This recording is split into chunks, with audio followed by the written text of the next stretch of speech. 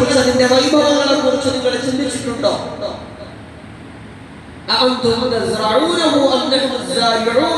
നിങ്ങളാണോ അതിനെ മുളപ്പിക്കുന്നവൻ? അതല്ല നാമാണ്.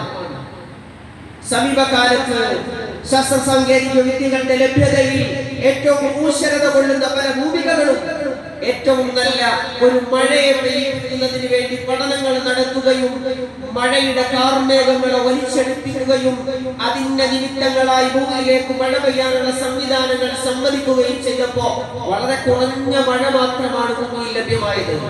അല്ലാഹു തആല തരുന്ന മഴ എത്ര വലുതാണ്! അല്ലാഹു തആല തരുന്ന ജലത്തിന്റെ ലഭ്യത എത്ര വലുതാണ്!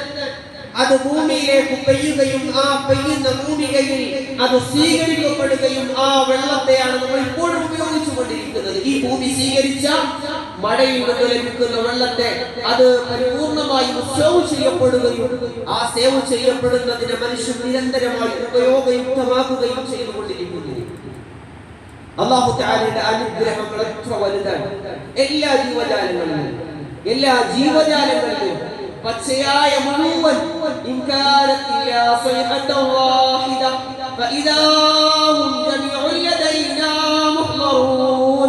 فاليوم لا تظلم نفس شيئا ولا تجزون إلا ما كنتم تعملون إن كانت إلا صيحة واحدة فإذا هم جميع لدينا محضرون.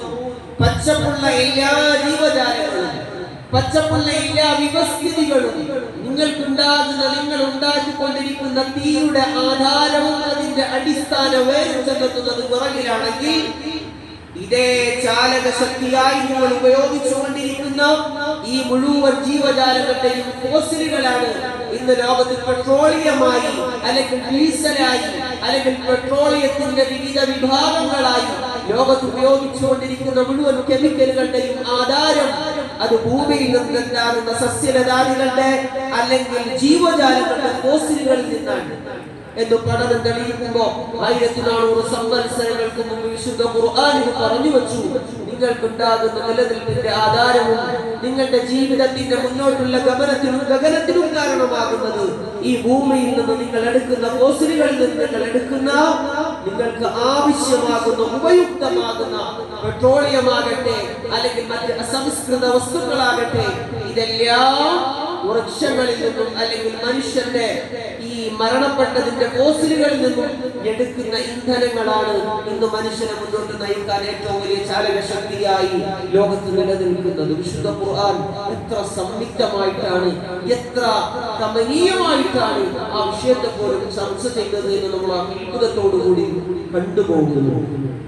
وأوحى ربك إلى النمل أن اتخذي من الجبال بيوتا ومن الشجر ومما يعرشون ثم كلي من كل الثمرات فاسلكي سبل ربك ذللا يخرج من بطونها شراب مختلف ألوانه فيه شفاء للناس. ജനങ്ങൾക്ക് പരിപൂർണ്ണ മനസ്സമാധാനത്തിന്, അവന്റെ രോഗശമനത്തിന്, അവന്റെ രോഗത്തിന്റെ പ്രതിരോധ ശക്തി ഏറ്റവും സമൽകൃതമായ ചമത്കാരമായ ഔഷധമായി വിശുദ്ധ ഖുർആൻ തേനിനെ പരിചയപ്പെടുത്തുന്നുണ്ട്. ശാസ്ത്ര സാങ്കേതിക വിദ്യകൾ അഭ്യസിക്കുന്ന ഈ സമീപ കാലഘട്ടത്തിൽ വളരെ കുറഞ്ഞ കാലഘട്ടത്തിനുള്ളിലാണ് കണ്ടെത്തപ്പെട്ടത് ഏറ്റവും കൂടുതൽ തേനീച്ചകളിൽ ജോലി ചെയ്യുന്നത് പെൺ തേനീച്ചകളാണ്. ثم كلي من كل الثمرات فاسلكي سبل ربك. അവിടെ എല്ലാം സ്ത്രീലിംഗത്തോടുള്ള പ്രയോഗമാണ് വിശുദ്ധമായ ഖുർആനിൽ അല്ലാഹു തആല നടത്തിയിരിക്കുന്നത്. അതായത് സ്ത്രീകളാണ് ഏറ്റവും കൂടുതൽ കഷ്ടപ്പാടുകൾ അനുഭവിക്കുന്നത് എന്ന് തേനീച്ചയുടെ സമൂഹത്തെ പറയുമ്പോൾ ഏറ്റവും വലിയ